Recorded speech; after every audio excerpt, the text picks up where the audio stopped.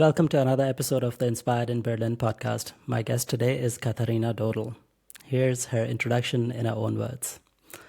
Cartwheels, making up stories and curiously asking questions. Katharina is convinced that this is not something only reserved for kids. She's sure we humans are made for movement, for being active. We stay awake and healthy if we continually encourage and challenge our body and mind.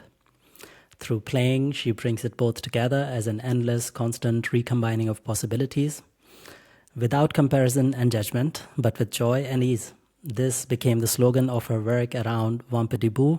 Apologies if I mispronounced that, Katharina. But it is her playful orbit where she offers yoga, movement play, and handstand classes. On these playgrounds, body and mind can test themselves in order to be prepared for the adventures of daily life. And besides playing with the body, Katharina plays with words as a journalist or when writing poetry and prose. Welcome to the podcast, Katharina. Hey, good to be here. I'm very happy to see you and to chat with you.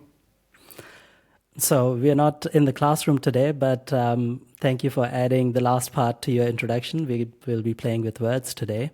And my first question to you, Katharina, is what is a good life for you? Wow, that's already a very deep question, I would say, or a question you could spend your whole lifetime on.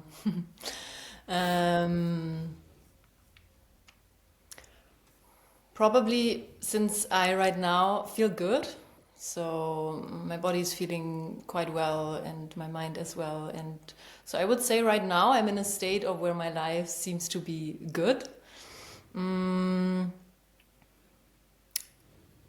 Actually, I would say, if you ask me to be kind of spontaneous to that question, I would exactly come back to joy and ease, to meet joy and ease in your life. And to me, this makes life pleasurable, or this makes life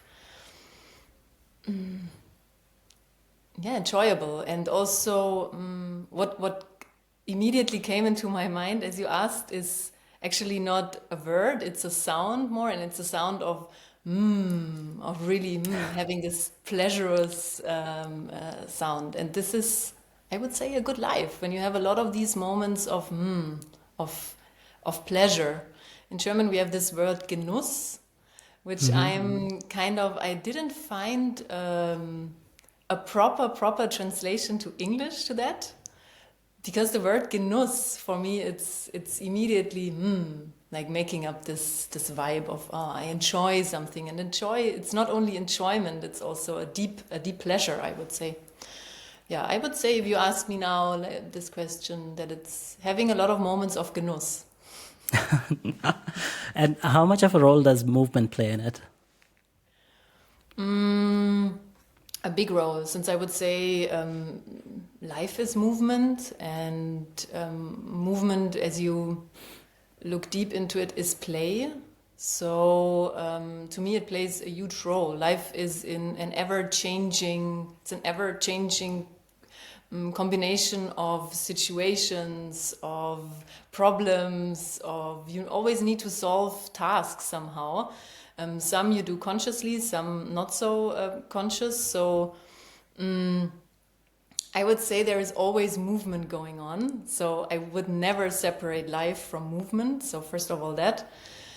And in movement lies play to me. So it's combined. So for example, as you look closer a little bit also in the history, or in how the word Spiel, play, was made, or where it comes from. It's like from Middle Age, and the word Spiel in German is from Spill, and Spill says is spinning, or a dancey, spinny motion. This is the origin of this word, and it's describing a movement. So this I find very interesting. So that's actually, or for example, in German, when you say Wolkenspiel or Klangspiel, it's always explaining Playing is always explaining movement. So movement play is like everyday part of my life. Awesome. I'm going to get more into details of that, but I want to get the backstory. So, can you tell me a bit about were there any pivotal moments or inspiring teachers, perhaps in childhood, perhaps recently, where you started to discover this way of looking at life? Because this does not seem like something that people just happen upon by chance. It seems like you have really worked through all of this to bring it together. So, how did this come about? Okay, so I would say that I always was like moving and was playing in my life, and there were moments in my life where I neglected it a bit, or where I was like, oh, I'm too cool to play, or I don't know. I right now discover more the professional side of being a journalist, so playing. So, but it always was there. So I was, as a child, I was very like in my headspace of creating worlds, of imagination. With my friends back then, we were playing a lot of like having our own playful orbits up there, and it was really, it was a big universe like we were playing in. And this led me to discover a lot of sports. So I did volleyball, table tennis, athletics, and playing the violin, also like on the creative and music side. So I tried out a lot. And there was one point in my life where I was like, why am I trying a lot but not sticking to one thing? And it bothered me. And it took me years to recognize actually this is my creativity, how I express, how I live my own creativity by this deep curious state of mind. And I'm just interested in many things, and there is nothing bad about it, in like having interest in how things go mechanically, and then maybe being interested in a leaf falling from a tree and being carried away with that. So this was always there. And then I kind of unconsciously discovered this, as I said, by discovering a lot of disciplines. And then somehow I got more into the idea of, okay, what is it that drives me? And who am I? And these questions like these. And then I started to discover yoga more. And I'm still on the path of discovering it. And this led me to get more into my own body and see, okay, how is my body reacting to moving, to the world. And this then led me to let it all go again, kind of. So to see, okay, what else does my body want to do, and what is it that keeps my body healthy and alive, and also my mind. So this combination of body and mind through yoga kind of led me to letting go again a little bit from this philosophy, to dive into the heart of, okay, let's see how the body reacts to certain circumstances. And this led me then to movement play. So a very long answer to your question. Was there a retreat or the first classes you took with somebody when it comes to movement that kind of where you said, okay, this is something I want to explore further? I guess I met a lot of, no, actually I can name 3 people in my life that asked questions to myself, to me, and just in the right moment. So I felt, so first of all, it was a teacher for yoga therapy, and he was basically saying like, why do we move? And why are you doing all these yoga positions? And this question, it's just a simple question, but when you look closer, it's very complex. The answer is very complex. But on one hand, it's like it's the game. It's a play of simplicity and complexity. So why do we move? I mean, you could again spend a lifetime on thinking of this, but in the end, it's because we wanna like lubricate ourselves, wanna feel good in our bodies, and wanna use the body as a vehicle for, yeah, for doing stuff, for fun, for trying out, and for being also prepared for life. And with this question, I started to question actually how I teach or what I present, to come more back to, okay, what am I really experiencing in my practice? This was the first like initiation, and then I went more into meditation and the Buddhist ideas of psychology and of meditation. And this led me to discovering myself a bit more.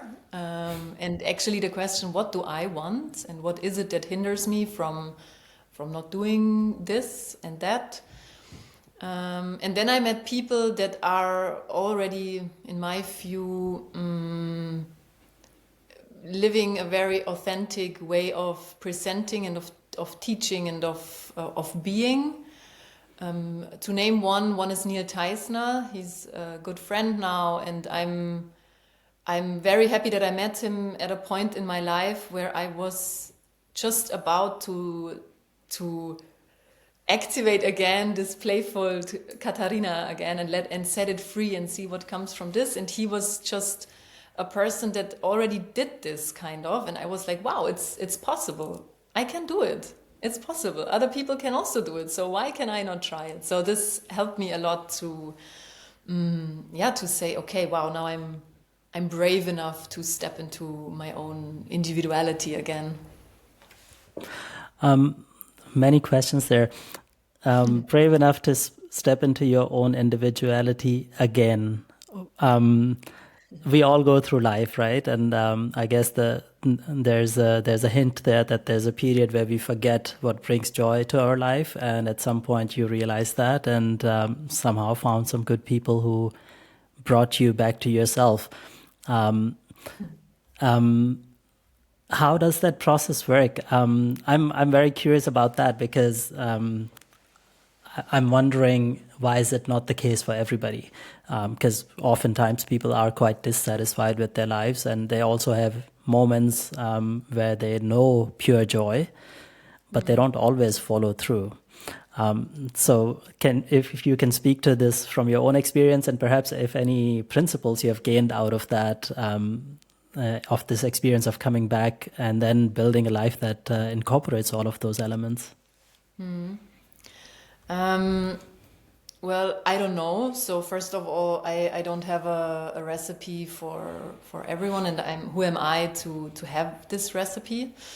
In my experience, and I guess this can be for a lot of us, that as you grow up, you need to stick to certain rules. You get conditioned in a certain way. You grow up in a village or in a town or in a city, and being socialized from that, and then you get a job, and there is another layer adding on top. And I would say we are covered in layers, and these layers are not only bad. It's because we have certain roles in life. So I'm the journalist, I'm the daughter, I'm the good friend, I'm a teacher, I'm a student. So there is a lot of roles already, and I feel like sometimes under this mass of roles, you can forget yourself, because you identify then with, I am the journalist. So my picture of a journalist is to be very wise, knowing everything, asking the right questions. And then you can forget to actually ask, but is it true? So am I this person? And so for me, the discovery of, at first, recognizing that I am playing roles was very helpful for me to see, okay, this is this is the journalist kata, and this is the teaching kata, this is the student kata, and it's not that it's all separate from each other. They all like influence each other, but to take a step back to prove, okay, what is it behind all these layers? This is like, to me, when I started to really step into my individuality again and into this, what I would say, this might be me, to actually not having an answer to this already, so who am I, but to start the process of delayering. And this like brought me to also being, as I said, being brave in this. Once you look a little bit closer into like who am I, you start also being a little bit more, yes, that's me. Okay, understanding yourself and saying, yes, that's probably somehow me. And it's also this is an ever-changing process. So I'm me on in this moment, and in the next moment I might be in slightly other me. So I'm not saying I found it and now, yes, life goes on from there. But this actually opened up that I was able to say, okay, this is actually what drives me in my movement, in my life somehow, in what I want to present. I knew a little bit more what I want, kind of. And then it made me, brave enough to say, okay, it drives me, so it might drive others as well. So let's present something and let's see what happens. And it's also allowing vulnerability to be there. Okay, so because you're showing something without or with less layers, of course you might be hurt somehow. This can happen, but so what? Okay, so it's just a try. Sounds like a journey of reclaiming oneself in a way, right? So that requires the acceptance of not knowing, the desire to know, the bravery needed to go ahead and take those steps, and then being lucky enough to find the right avenues. So I want to focus on 3 avenues: yoga versus movement versus other sports. How do they contribute to your life, or how do you see them? Are they complementary? Are they different? Do they serve different purposes for you, or are they all one? So it's not a this versus that. It's since I am presenting it, it's coming from me. So this is the source, kind of, or the filter where it goes through, I would say. So in the end, movement play has a lot from yoga, and my yoga practice, the physical asana practice, how I present it, has a lot from movement play. So, I mean, it's 2 labels, 2 words, also to make it easier for people to understand. And there is people that want to categorize, and also when you present a yoga a philosophy, I feel like we need to name it like this as you present a concept and traditional texts and so. But in the way how I present it, I would say also in the yoga practice, it's a lot of play, trying out, testing, taking a moment to step back again, to observe how am I reacting to this, or can I not react at all? And so is it in movement play. In movement play, for example, I use a meditative aspect more in the beginning and the ending, so to get myself ready for the practice and to acknowledge or to see, okay, what is it? I'm stepping onto the mat right now, or I'm stepping into the room. How is this? For example, when practicing handstands, I find it very beneficial to at first ask myself this question, okay, how is my body feeling right now? How am I doing? And if the answer is, wow, there is a lot of thoughts, a lot going on, my body feels sore, then it helps me a little bit to be more gentle in handstands, then to not think, okay, today is the day I need to master my balance. Because if I'm already entering, like, I rather want to sleep, then why thinking, okay, today handstand day? And you might be surprised, maybe it is, but taking this moment of like meditation or of listening closer to your breath and yourself a bit in full of respect to your system entering the practice. Does this answer your question? I'm not sure. I forgot the question. No, I'm joking. But yes, partly it does, right? So the meditative aspects of yoga do lend themselves very well to any other activity. If you can bring that at least physical awareness to whatever you're doing, that definitely changes the quality and your presence. What about other sports? You played volleyball. Did you play competitive? Yes, somehow. So we had matches and so yes, in this sense, for sure. But of course, always we didn't play in a super high league, so it was still a lot of fun and playing actually in my team. This was the more important part than playing against someone. Um, yeah, this is the answer to this question. I ask this because I do different sports as well, and the way kind of I look at it similar, right? So yoga has its philosophy, has its practice, and that is incredibly deep and has every lineage also has its own specific focus in some ways. And then you have movement play, where it's a lot more, in a way, creativity and curiosity is much more emphasized, um, as compared to being able to master. We're not mastering breathing in movement play. It happens naturally, and the more you can, or the more you're aware, it helps. And then when I go to other sports, they provide with me this kind of dynamic, competitive side, which I also find useful for life, to be able to see how I'm reacting if I have a certain goal of winning or scoring points, that I have to set myself in a different mode than let's just have fun. I'm not trying out everything that I would like to. Creativity is perhaps slightly de-emphasized, but focus and focus in connection with other people is more emphasized in that moment.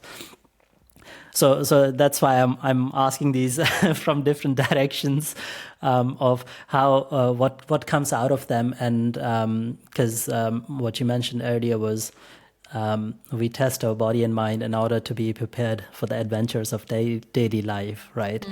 And that is a big goal. And all of these things, in a way, can contribute to that.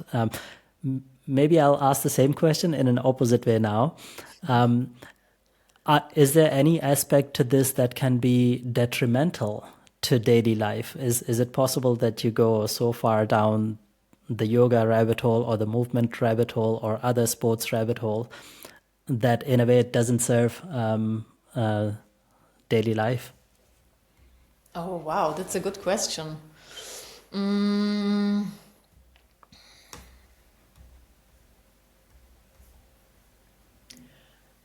I think as long as you enter, and this is like, for example, the movement play is just 90 minutes or 75 minutes playground of testing in a very set frame.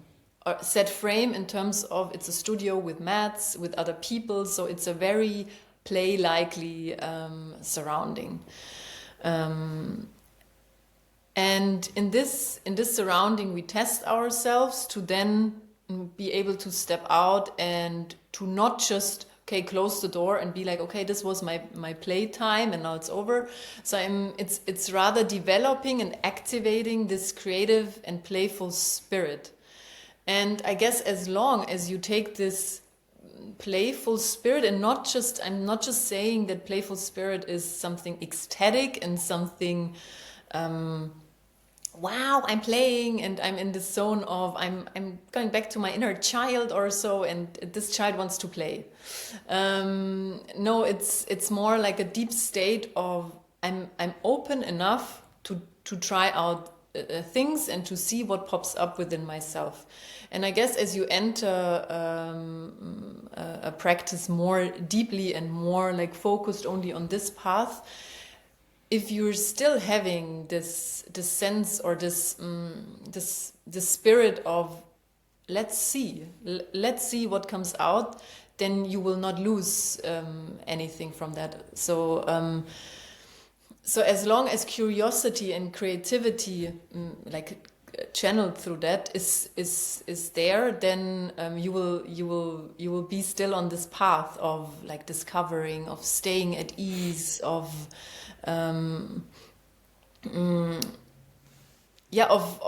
finding pleasure kind of also. And I'm not saying like pleasure is always like fun, and pleasure can be something very settle. Okay, so when sitting in a meditation for an hour or so, everything hurts. It can be, and even your mind is like, oh, maybe take me out of it now. But the question is, can I then like settle down just a little bit? So leaning back from the inside and saying, okay, let's see what happens. Let's see what goes on. So this just came into my mind. What about you? What do you think? I think it can happen because I know quite a few movement people, and some of them are, let's say, at least socially awkward, perhaps terrible in other situations. And they're amazing movers, right? Some of them teach as well. So movement alone is not enough, and perhaps going into the deep end alone does not cut it for the rest of life. In yoga, if your goal is samadhi, you're essentially saying, I'm getting out of this life.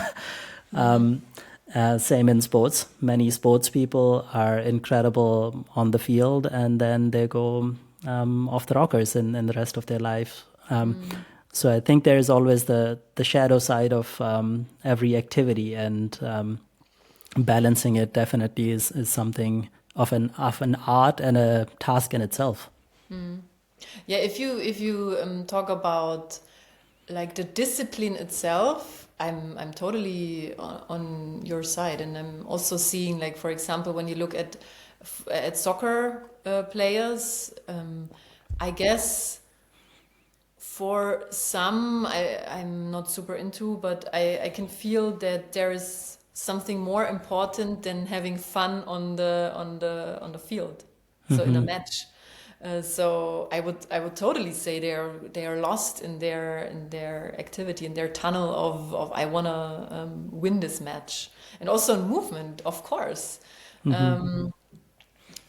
Of course, you can only like focus on your training and forgetting that there is other people. And I can also see it that when you bring these people into like a surrounding with other people, for example, with beginners that don't know already how to coordinate in space, and then maybe in a free play or improvisation they take up a lot of space, and then the very into I'm practicing movement like this and this people, they end up being very frustrated not having the space.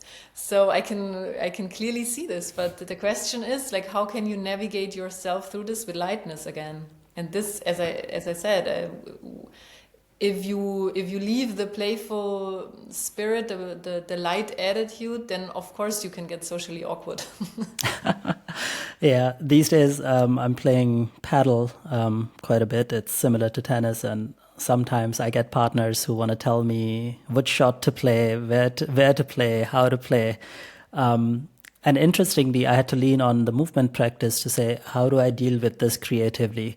Because you don't want to leave the game midway. You know, I'm sure that might happen someday if somebody gets too much. But I had to think, how do I communicate this to the other people of, you know, we are on different levels, and there's a balance between pleasure and competitive play in this space. So yeah, that happens. I think the thought that came to my mind also was the idea of being lost in your siddhis from yoga. it can happen as well, that as you get better and better, there are certain things you discover, and then you could get so enamored by that that you forget the bigger picture. So yeah, I think we are on the same page here. I want to jump into, you mentioned other people and community, and I guess perhaps to bring in a Buddhist reference here, the most common phrase that almost everybody knows who has touched Buddhism is Buddha, Dharma, and Sangha.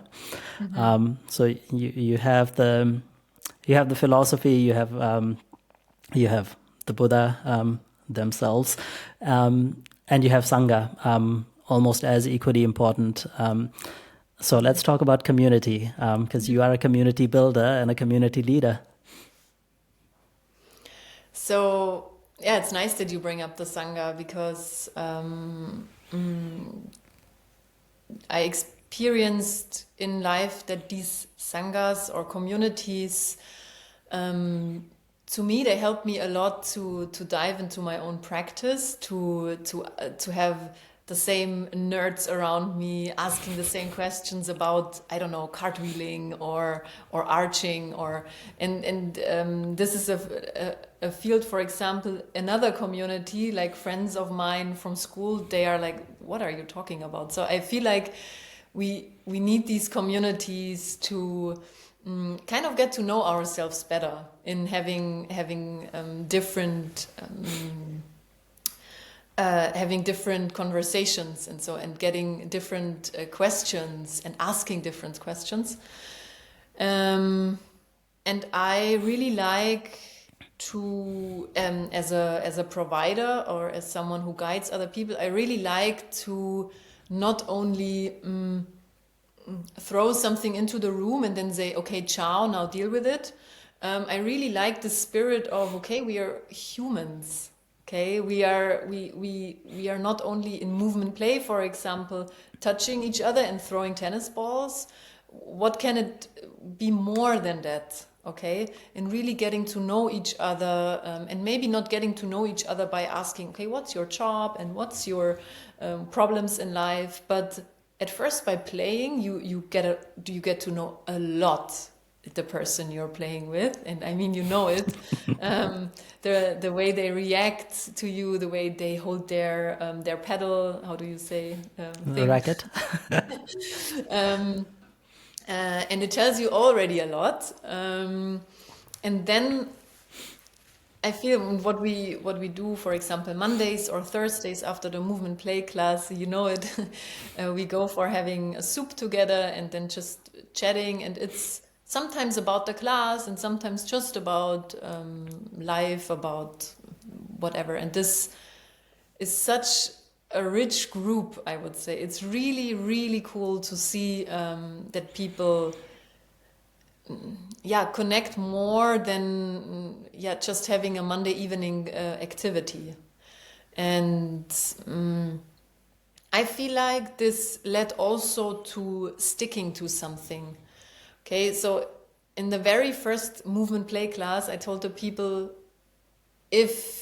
so I'm starting this, I'm trying out, and I would really like you to come regularly. And not just because I'm providing and I'm giving this and now come people, but it helps me to really get to know the people and to know, okay, I know these people are coming today. Okay, let's dive a little bit deeper into this and that topic. And so for me as a teacher, it's good to see them progressing, but not progressing in a skill way, more to see how their playful spirit opens up. They tell me sometimes, wow, Kata, for example, one student was saying, wow, I was in a conversation and I needed to take a step back, and I was falling, and I could catch myself somehow and being a little bit more in this, okay, I'm not resisting gravity, I'm just trusting. So she was falling and rolling. Rolling out of the situation, and she said, I came up and I was very surprised by myself. And yeah, this is cool. So people are telling me stories like these, like after class, when we just have a little chat and being a little bit more together, and also like sharing in a group. It's cool to see that you're sometimes not alone with your own struggles and with your own um, insecurities. Or for example, in this movement play class, in the end we improvise or having a little free play, and for a lot of people this can be very like, whoa, okay, now I need to move and one person is watching me, okay, this is awkward. And in the end I can clearly see this in their faces, that they are a bit like, oh, wow, I don't know if I like it. Somehow I like it. I don't know. And then they talk to each other and they recognize, wow, they were all at this point. Those people that I was looking at and was thinking, wow, they feel so comfortable in this already. They were also once in their life at this specific moment. So can I. And so this person maybe might come again and might be like, okay, let's broaden the comfort zone a little bit more. Yeah, definitely. Community helps. How does this community help you? It doesn't need to help me, so there's nothing I need help with in that sense. For me, it's, as I said, as a person bringing ideas into something, into this community, it helps to, let's say, to keep the fire burning. To It activates my playful spirit even more and my creativity. So when getting the feedback of, yeah, we like to come, it's cool, and when really hearing this also sometimes, and also seeing, wow, the people show up regularly and they like each other and they test out, and even when the class is over or on a day they meet and try out stuff. This gives me the direct feedback of, okay, playing works and playing does something. And so I'm also pinched or motivated to always invent and try out new stuff, invent new games, and like keep the community alive, because they make it alive. They make it a community, a group, and then it's like, okay, yeah, let's keep it going. Nice. And let's talk about now one of the community questions that you shared with me, but I also had it on my mind, and it's something that I've been exploring for a while as well. How does one develop a self practice? Why is that important? Or any rituals? I would love to get your take on that. Yeah, I told you that I get this question, like a lot of people ask me this question, especially when they get to know that I'm a yoga teacher, because I feel like in the yoga field, having a morning practice is something you should have. So this is what people think, like you should practice your yoga in the morning. And I feel this question comes a little bit from this side, from this area. As I said, with the movement play practice, I find it very beneficial to first of all have a regular something, a regular practice, something you like to do, something you're looking forward, or maybe something that is challenging you in a way to once have this, and also having this community knowing, aha, also other people stick to it, so I will come as well. First of all, this I would say it's cool to have something like this. And then like developing a self practice, I find can grow out of this. So getting inspiration, getting some ideas for moving, and this might be postures or transitions, or okay, I can try to juggle with balls, something like this. And also always tasting a little bit from this cake of, it's enjoyable, something, my body is enjoyable, and something is like, it's pleasure to me somehow. And from this state of being, like of, okay, I have a body and I can move it, I guess from there starts a self-practice. Instead of just saying, okay, roll out your mat at 4:30 in the morning and now practice your sun salutations and your 90-minute yoga flow. I mean, this also has a certain beauty. I'm not saying this is not cool, but it's just not for everyone. And I know that people that try to do it this way, building a morning routine, they will end after 2 weeks. So I'm rather on the side of, okay, just dedicate. Let's name a number of 5 minutes or 3 minutes a day to yourself. And this might be very low key in the beginning. Okay, I'm going for a walk, 3 minutes just around the house and then coming back. This might also be stepping out onto the balcony and drinking my coffee there. This might be preparing meal for me, or this might be I'm shaking my body and I'm hanging or I'm doing something like this, but not with a set with like it's this frame of I have 5 minutes and I dedicate these 5 minutes to myself, but not I'm doing this position, that position, and this because hips should also be involved, so I do hips.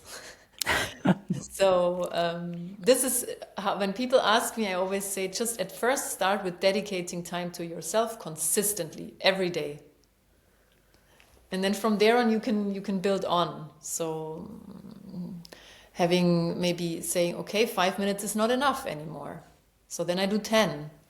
Or I see, oh, my body needs movement. Okay, then the 10 minutes for movement. Yeah, that's something that works for me. So for me as well, at some point, I realized I wanted to have a daily practice or my own practice, more than daily, my own practice.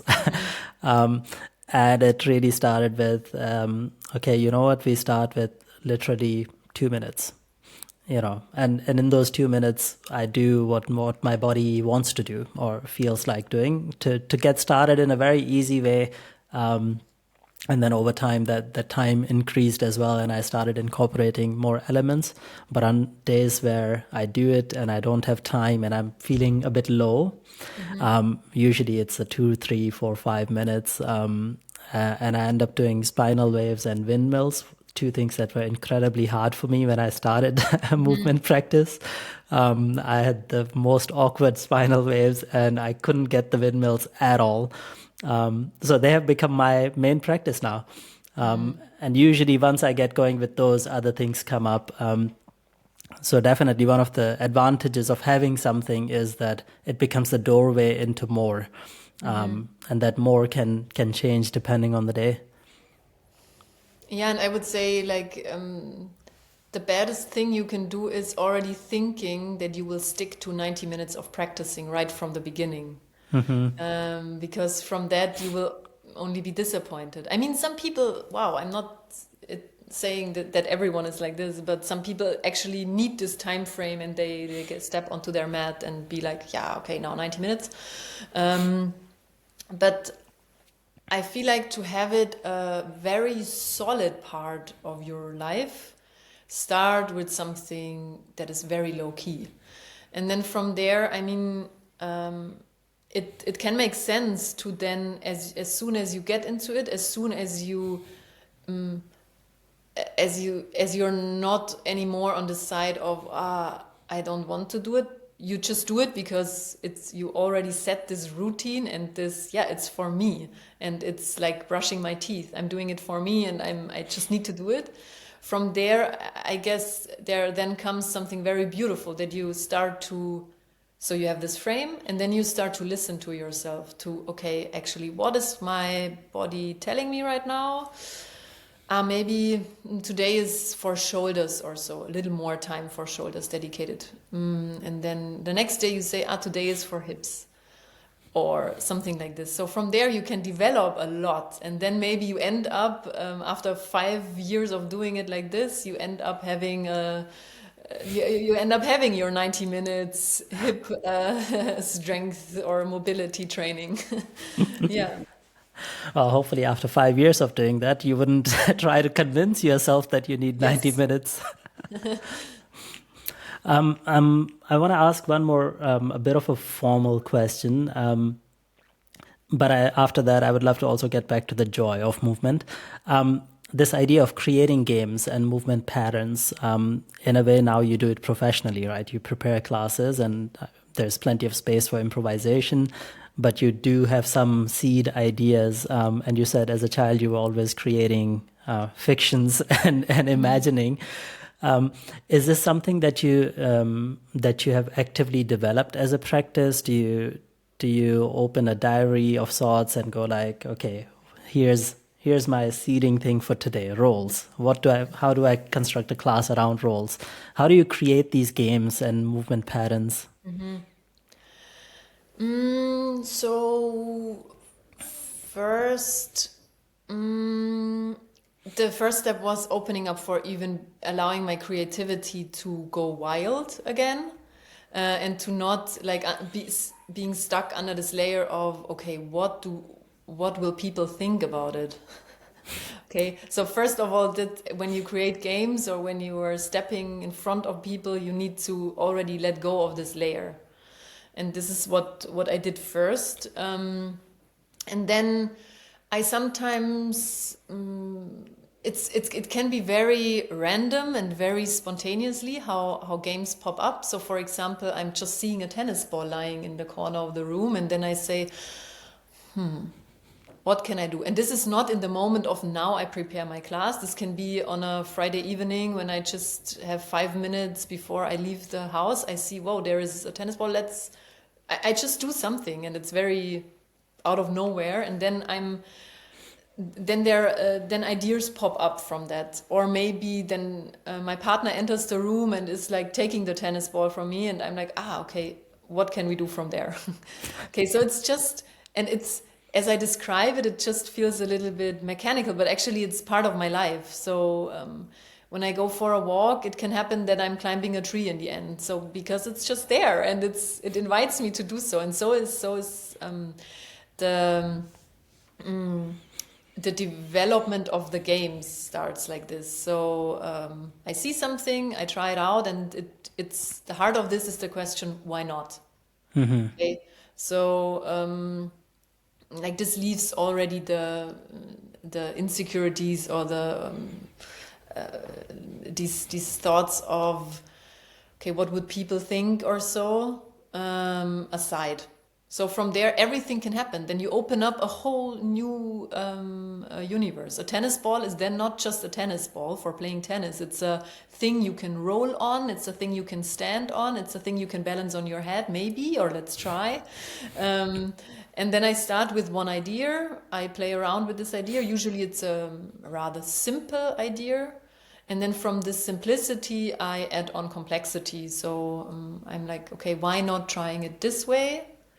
And this is the core of it. Then the main action happens actually in the class. Because as you might imagine, I'm not having to prepare the class a whole bunch of people here to to see, does it work? So it's also an improvisation from my side. I'm improvising when I'm stepping in front of the class all the time, because I'm offering this game, and it might turn out that this game doesn't turn out the way I thought it will, so I need to change it in the moment. And then this is actually when, for me, the art, the making art begins. So seeing, okay, what do people offer? What in what quality are they, or in what how do you say? How do they feel today? How are they moving? Okay, let's take the spirit a little bit into this game. Let's run around with this tennis ball idea game. And this, this is how the games go. And then I say, okay, this game was super cool. I enjoyed it a lot. So I take it for the next Monday. I say, how can it grow from there? How can it again change? And so this is sometimes how games happen. Do you sometimes also run into terrible games that you never want to repeat again? Yes. So actually, it doesn't happen that often. I'm also very surprised by that. I was like, I mean, it could be that all the games don't work out, but in the end, I guess relying on your on on on trusting yourself in, okay, I can kind of read the energy today in the room and I can transform the game to somewhere already does something. So the games work out most of the times. And the good thing is that when games don't work out, it's still a super good game. So people can still see, okay, how do I navigate myself through that that it's I don't really get this game, and we never get games, okay, so it's always nonsense, or most of the time nonsense. um, but yeah, I'm remembering one game where I was like, okay, Kata, it's not the day today to play this game, and let's just, and I'm communicating this, I'm saying, whoa, people, it can be me in not explaining it so well, or you in not getting it. So let's just go on. But it's fun then. It's still something to discover together. So this is still the game. So the game then changed from my game idea to what then it is in the room. And that's cool. Yeah, absolutely. It's this the discovery element is always there. And I guess this could also be a good addition to the previous question about developing your own practice, right? You can start with, as you said, going with something simple and then gradually adding complexity to it. And there can be different games or things people could create for themselves, picking up a prop, a tennis ball or a little stick or a little stone, and seeing what you can do with that. You can throw and catch. You can throw with one hand and catch with another. You can roll it and then try to run after it, and or roll after it, or do an animal walk. And perhaps you will realize that some of those things don't work, and other things would work and become the basis of what your body needs, wants, and can be a daily source of movement and play and pleasure. Yeah, and it can be even more simple, I would say. So adding a tool is already pretty advanced. So it asks you to already be open actually to adding something to your practice. And yet now imagine being a yoga student and being trained or being conditioned to roll out your mat and doing things pretty linear. It can be very confronting to add something to it. So it's really individual how you started. If you're already the person that in your childhood or teenage years you already experienced having a ball in your hands, then it might be your simplicity. For others, or it can be even more simple, for example, by, let's take just arm movements. So lifting arms up and down, then front and back and sideways. It's a very simple movement, but you can add complexity as you do the same thing standing on one leg, or doing the same things shaking and still lifting arms, leaning forward and sideways. So just simple patterns, adding some tests, let's say. Okay, can I do the same movement lying down on the ground? Can I do the same movement being on all fours somehow? Okay, so this is how I would start from, and exactly like starting from some simple things that are very low key, and in case of fatigue, of I don't like it, I just want to lie down, you can still do the very simple forms. But if you feel like, okay, now today is a glimpse of creativity comes up and a little bit of I'm alive, then you can add some tryout stuff, of course. Nice. Now, the most important question: how do you pronounce Wampediboo? Where does that come from? You do it I right. You did it already really? right in the introduction. Could you do it again for the listeners, just to come from the source? It's Wampediboo. And where does it come from? What does it mean for you? Um, it doesn't make sense, right? So it's just a word, Wampediboo. It has no meaning in that sense. It's it's actually what you did.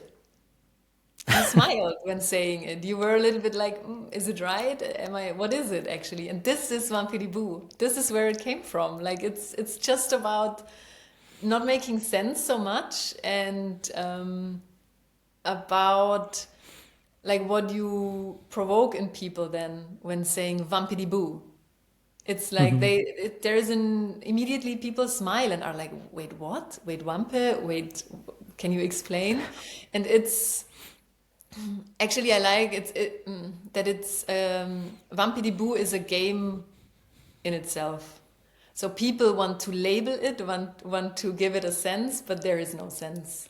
And it's just this idea of it's just something. And it came actually the source of it came very unspectacular. We were my brother, Tiger, my partner, and me were just sitting there having, I guess, 2 or 3 gin tonics already, and we were just bubbling around. And in this gibberish, there came Wampediboo. All And I right. guess it was now, if I think of it, it was the wife of my brother that out of nowhere she was like we were like Wampe Wampe something, and then she came Wampediboo, and then from there it came. Wow. Well, now we know the stories. I was very tempted to put a label on it, but I will not. So, you've been giving these classes, the movement play classes in particular, for 2 years now. Yeah, How has that changed and what's next? it changed a lot. So in the beginning, as I said, I was also on this discovery of okay, let's see if people will come to this class. I had no idea if this will work, and I was like, okay, let's go. And in the beginning, I was also very in this field of I need to give it a structure. And from this being more structured in games, I opened up a lot to every Monday is different. And I don't want to give it a clear way of how it looks. I mean, it has a certain, since I'm limited in time, it has a certain idea how it starts and how it ends. But in between, it's totally like this.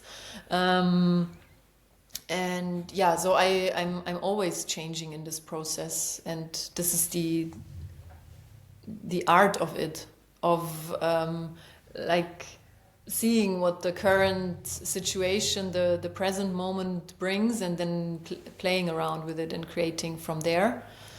So I just recently added another class, on Thursday evening, another movement play class. I would say it's a nice addition to the Monday. The Monday is the nonsense class, and the Thursday is a little less nonsense class. So we are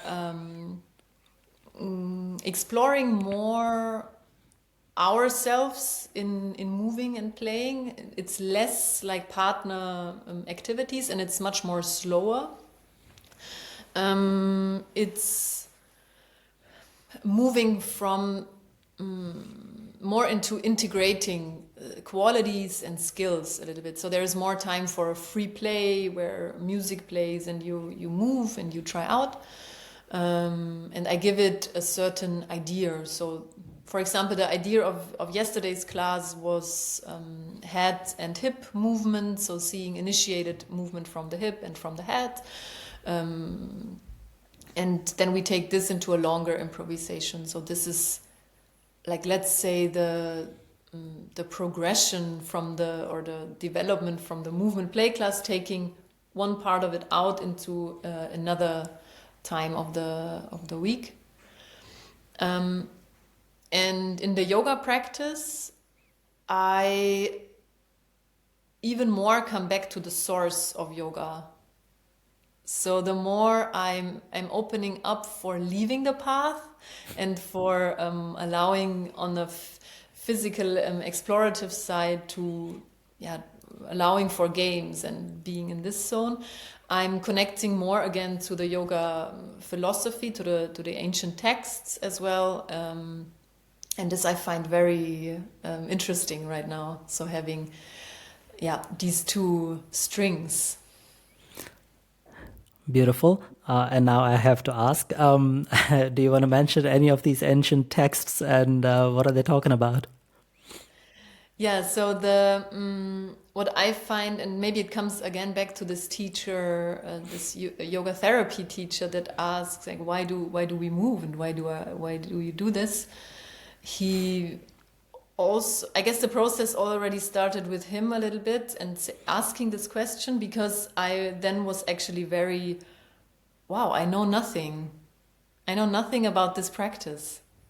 And from a perspective of a student being new to the class, I know I'm knowing a lot, but for myself, I was more like on the side of, okay, I actually don't want to claim that I know it all and that I'm fully that I'm wise in the field of yoga. So I was starting from the very beginning again and reading about like that the very first text, the Veden said that it's about breathing and about like sitting and breathing, and this is the heart of it. So what does this mean? And then from there on, it, I mean, you can you can read the Bhagavad Gita again, and now I'm doing it with a really like other mindset and looking more close to other details maybe I missed before. This is. Like I kind of came from thinking that yoga is super complex. So as I did my 500-hour teacher training, wow, it's so complex and I'm mastering the complexity. I'm going back to, it's just so simple somehow, the practice. As we go back and as it is about the breath and about entering the meditative state or being in this state, it's kind of simple, but how do I get there? And this is now like what's in my practice or in my study right now, in my own research in yoga. Also the breath, like what even is the breath? And this is of interest for me. When you figure these things out, whatever you are figuring out and what you have and what you still have to figure out, what do you do with it? Do you categorize it for yourself? Do you have like a set of life philosophy one-liners? This comes from yoga, this comes from movement, or is it all something? There are people who know it in their bodies but don't have the words to express it. Do you have a personal preference of noting down or marking these learnings or understandings? I guess so. Yoga is a practice of experience. So I guess there is nothing to write down or to take a note and be like, okay, this is what I now offer. So I'm on the side of I want to experience the texts and I want to experience what they say and what it truly is, kind of. And from this own experience, I share. And only the things I feel that I kind of experienced already or that I felt somehow in my life, whether it is, for example, texts from Patanjali saying what nonviolence means or so, or even or for example Stiram Sukham Asana, which says like the posture should be light but still stable. What does this mean? So I myself need to experience what is this lightness and stability when standing in chair position or so. And once I have it, like once it went through this filter and I experience it, I can find my own words to maybe make people also tasting a little bit from that, and also to guide people into their own way of experiencing lightness and stability in this way. So I'm just offering enough questions in a class, physical questions, they can answer then to find out themselves. So this, I would say. Awesome. if there's one, two, or three things that you would like to share or a question to our audience, to listeners, to your friends, maybe a note of thanks to somebody you want to share, this is an open stage for you.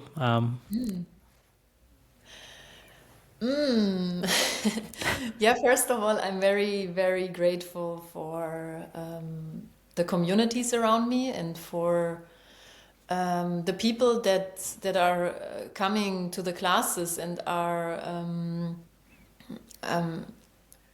yeah, also curious enough to enter the space that I open up.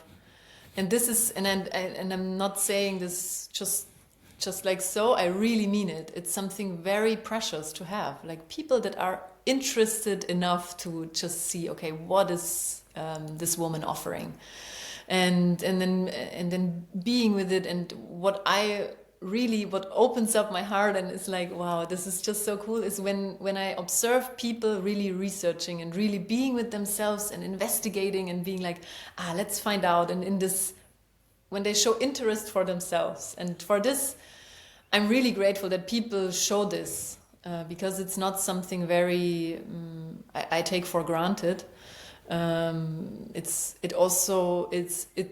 them opening up and being vulnerable in front of me and others, and this is something very cool. I really enjoy this, and also me as a human, it helps me to also be in the same zone and be also vulnerable and show up with what is me in this present moment. So very grateful for that. And then I would one question that I like to ask myself, or also other people I meet, is what made you smile today?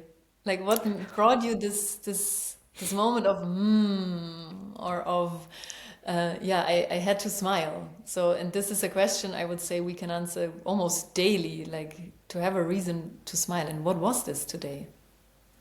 So, what was it for you, Balazs? This conversation, easy.